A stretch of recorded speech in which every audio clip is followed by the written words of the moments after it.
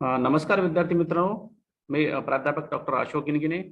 आजच्या सेशनमध्ये आपण पाहणार आहोत previous question paper research methodology PET PhD entrance test Swami Ramanand Teerth Marathwada Vidyapeeth Nanded. या विद्यापीठाची पूर्वीची जी काही प्रश्नपत्रिका आहे 19-20 या वर्षामध्ये झालेली प्रश्नपत्रिका ए सेक्शन रिसर्च मेथडॉलॉजी या संदर्भात आज आपण चर्चा करणार आहोत. कोणकोणते प्रश्न आलेले आहेत, कशा प्रकारचे प्रश्न आलेले आहेत आणि त्याचं सर्व विश्लेषण ह्या लेक्चर सिरीज मध्ये आपण पाहणार आहोत. आजच्या तासिकमध्ये आपण फक्त काही भाग ह्याच्यातला पाहणार आहोत प्रश्नपत्रिकेतला आणि कोणकोणत्या प्रश्नपत्रिकेमध्ये कशा कशा प्रकारचे प्रश्न विचारलेले आहेत या संदर्भात आज आपण चर्चा करणार आहोत. तर पाहूयाच आज आपण. पहिला प्रश्न हा अशा प्रकारे होता गेल्या प्रश्नपत्रिकेमधील, data collection from published literature are dash data. प्रकाशित साहित्यातून गोळा केलेला डेटा माहिती म्हणजे डॅश माहिती किंवा डेटा. नंबर 1 पर्याय आहे प्रायमरी, त्याला प्राथमिक असं म्हणतो. नंबर 2 पर्याय आहे सेकंडरी सोर्सेस, दुय्यम डेटा असं म्हणतो. किंवा तिसरा जो आहे टर्शरी, तृतीय जो आहे माहिती त्याला आपण म्हणतो. आणि चौथा आहे नॉन ऑफ दी अबाउ, यापैकी नाही. अशी 4 पर्याय आहेत. तर याचं उत्तर आहे पर्याय क्रमांक 2 सेकंडरी सोर्स. म्हणजे ज्यावेळेस माहिती पब्लिश होते आणि पब्लिश झालेली माहिती ती आपण सेकंडरी सोर्स म्हणून कन्सिडर करतो. जे प्रायमरी सोर्स आहेत ते म्हणजे जे आहेत मूळ लेखकाकडे जे आहे ती प्रत म्हणजे प्रायमरी, जी पब्लिश केलेली आहे ती प्रत म्हणजे काय की सेकंडरी प्रत म्हणून आपण सेकंडरी सोर्स म्हणून आपण कन्सिडर रिसर्च मध्ये करत असतो. म्हणून या प्रश्न क्रमांक 1 चं उत्तर हे पर्याय क्रमांक 2 आहे. प्रश्न दुसरा,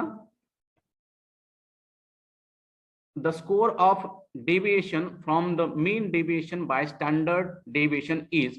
प्रमाण विचलनाने विभाजित केलेल्या मध्यभागी विचलनाची धावसंख्या. पर्याय क्रमांक 1 टी स्कोअर, टी चाचणी. पर्याय क्रमांक 2 झेड स्कोअर, झेड चाचणी. स्टँडर्ड स्कोअर, प्रमाणित स्कोअर आणि डेव्हिएशन स्कोअर. त्याचं उत्तर आहे पर्याय क्रमांक 2 टी स्कोअर. तिसरा प्रश्न पाहूयात आपण. तिसरा प्रश्न हा अशा प्रकारचा होता पाठीमागील प्रश्नपत्रिकेमध्ये, इंडक्टिव्ह थिंकिंग इन्व्हॉल्व्स. उदरगामी किंवा वर्षागामी विचार प्रक्रियेमध्ये डॅशचा समावेश होतो.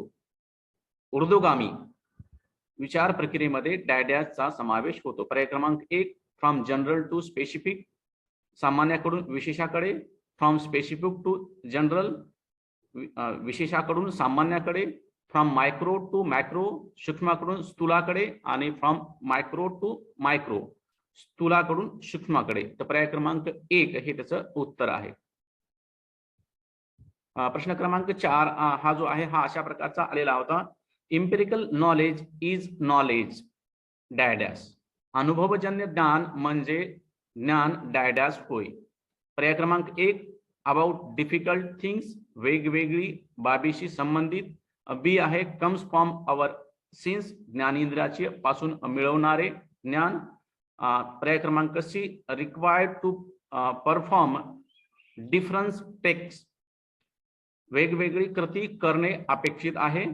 आणि पर्याय क्रमांक 4 आहे एक्झामिन रिलेशनशिप, परस्पर सहसंबंध तपासणे. तर ह्याचं पर्याय क्रमांक 2 हे उत्तर आहे. ज्ञानेंद्रियापासून मिळवणारे ज्ञान हे जे आहे हे अनुभवजन्य ज्ञान म्हणून गृहीत धरलं जातं किंवा गृहीत असतं किंवा ट्रू असतं. प्रश्न क्रमांक 5 या संदर्भात आपण पाहूयात.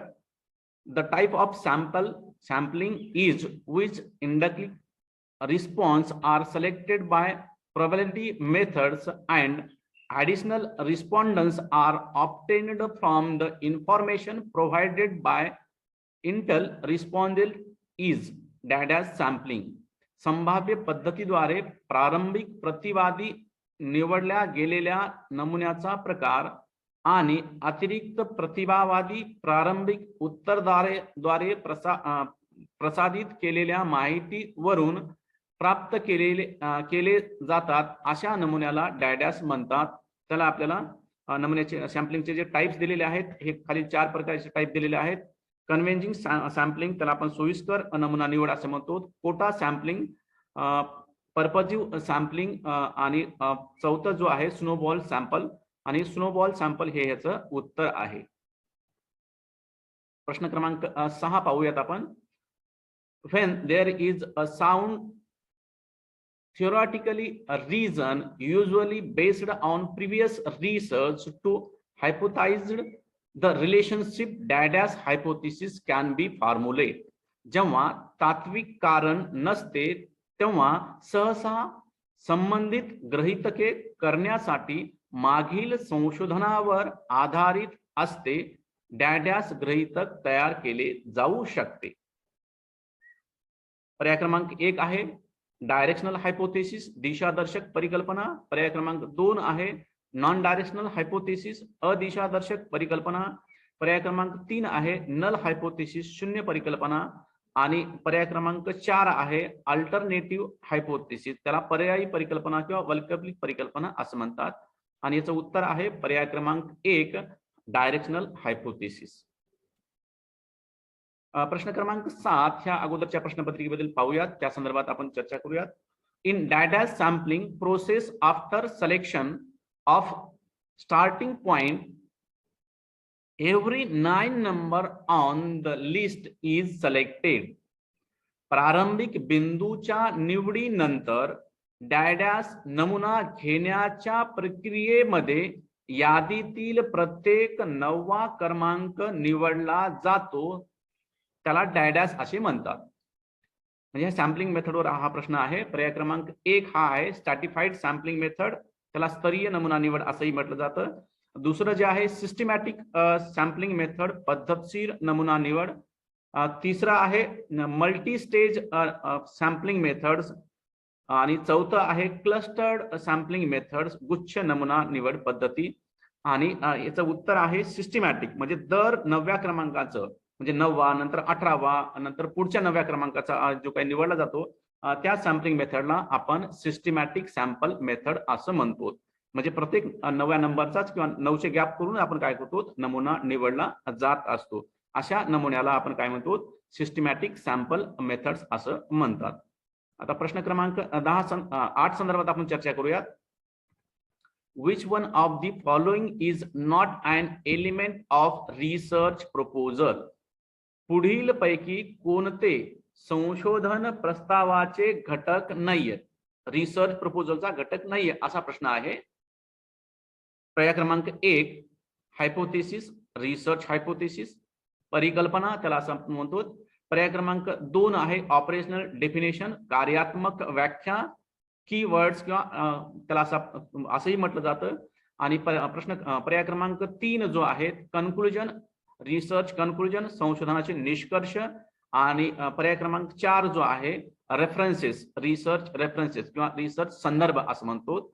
आणि संशोधन प्रस्तावामध्ये किंवा संशोधन आराखड्यामध्ये कन्क्लुजन नसतं, निष्कर्ष नसतं. म्हणजे संशोधन करण्याच्या अगोदर जे काही आपण आराखडा तयार करतो त्याला आपण रिसर्च प्रपोजल म्हणतो. आणि त्यामध्ये रिसर्च प्रपोजल मध्ये रिसर्च निष्कर्ष नसतात. निष्कर्ष हे 3 वर्षाच्या नंतर, जे आपण सर्व संपूर्ण निष्कर्ष संशोधन केल्याच्या नंतर आपण निष्कर्ष काढतो. सुरुवातीला जो काही आपण प्रस्ताव तयार करतो त्या प्रस्तावामध्ये निष्कर्ष नसतात, संशोधन प्रस्तावामध्ये निष्कर्ष नसतात. म्हणून पर्याय क्रमांक 3 हे उत्तर ह्यांचं बरोबर आहे या प्रश्नाचं. प्रश्न क्रमांक 9 या संदर्भात आपण चर्चा करू. If the alternative hypothesis is in fact true and null hypothesis is actually rejected, but the researcher concludes that we should not reject the null hypothesis, this is dash.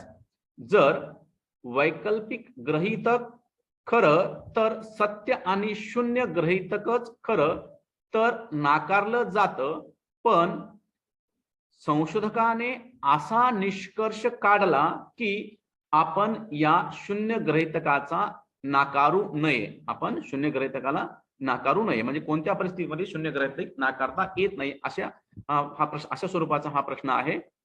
Generally research मध्ये type 1 आणि type 2 errors हे पाहिले जातात. त्या संदर्भात आपण वेगळ्या व्हिडिओमध्ये किंवा वेगळ्या सेशन मध्ये आपण हे करूयात, पाहूयात.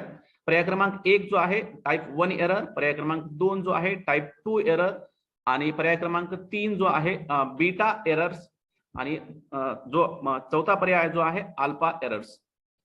म्हणजे याचं उत्तर आहे B type 2 errors that time researcher use a null hypothesis, isn't it. पुढचा प्रश्न पाहूयात. प्रश्न क्रमांक 10 म्हणजे स्वामी रामानंद तीर्थ मराठवाडा विद्यापीठातील अगोदरच्या प्रश्नपत्रिकेमधला हा प्रश्न क्रमांक 10 आहे.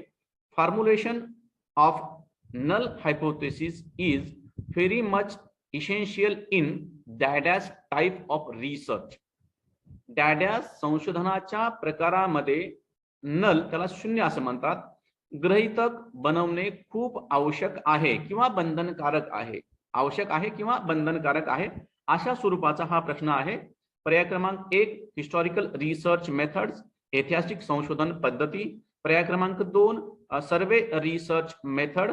पर्याय क्रमांक 3 एक्सपेरिमेंटल रिसर्च मेथड्स आणि पर्याय क्रमांक 4 केस स्टडी रिसर्च मेथड. ह्या चारही संशोधनाच्या पद्धती आहेत आणि प्रायोगिक संशोधन पद्धतीमध्ये परिकल्पना बनवणे किंवा हायपोथेसिस बनवणे हे बंधनकारक असतं. म्हणून पर्याय क्रमांक सी हा या प्रश्नाचं उत्तर आहे. प्रश्न क्रमांक 11 पाहूयात. ANOVA is dash dash statistically techniques. ANOVA हे डॅडॅस संख्याशास्त्रीय तंत्र आहे. पर्याय क्रमांक 1 बायव्हेरिएट दुप्रसरण. पर्याय क्रमांक 2 मल्टीव्हेरिएंट बहुप्रसरण. पर्याय क्रमांक सी फॅक्टर अनालिसिस घटक विश्लेषण आणि पर्याय क्रमांक डी क्लस्टर अनालिसिस गुच्छ विश्लेषण. तर अनोवा हा पर्याय क्रमांक 1 म्हणजे द्विप्रसरण च्या आधारे म्हणजे त्याचं कॅल्क्युलेशन केलं जात असतं. म्हणून बायव्हेरिएट हा जो पर्याय आहे हे त्याचं उत्तर आहे. प्रश्न क्रमांक 12 संदर्भात पुन्हा पाहूयात, आपण चर्चा करूयात. when the subject of various age level are studied at the same point in the time, this is dash dash method. जेव्हा वेगवेगळ्या वयोगटातील विषयाचा एकाच वेळी अभ्यास केला जातो तेव्हा ही डॅडॅस पद्धती आहे. एक लॉन्जिट्युडनल उदग्र स्वरूपाची, बी फील्ड क्षेत्र स्वरूपाची, सी क्रॉस सेक्शनल त्रियस्क छेदात्मक स्वरूपाची आणि डी आहे फॉलो अप स्टडीज पाठपुरावा. हा जो म्हणजे एकाच वेळी सर्वच म्हणजे वयोगटातील जर अभ्यास करायचा असेल तर क्रॉस सेक्शनल अभ्यास आपण म्हणतो. म्हणजे 1 ते 10, 10 ते 20, 21 ते 40 वेगवेगळे 10-10 वर्षाच्या गटातील एकाच वेळेस अभ्यास करायचा असेल तर त्याला आपण काय म्हणतो, क्रॉस सेक्शनल रिसर्च इन्फॉर्मेशन असं आपण म्हणतो.